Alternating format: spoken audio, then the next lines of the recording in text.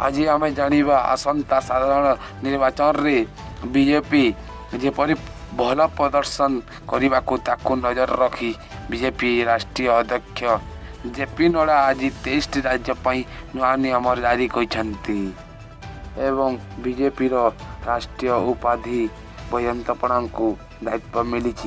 तेरे बयंत नुआ नियुक्ति ओडिशा राज्यर राजनीति दृष्टि गुरुत्वपूर्ण बोली विवेचना करा जाउछि।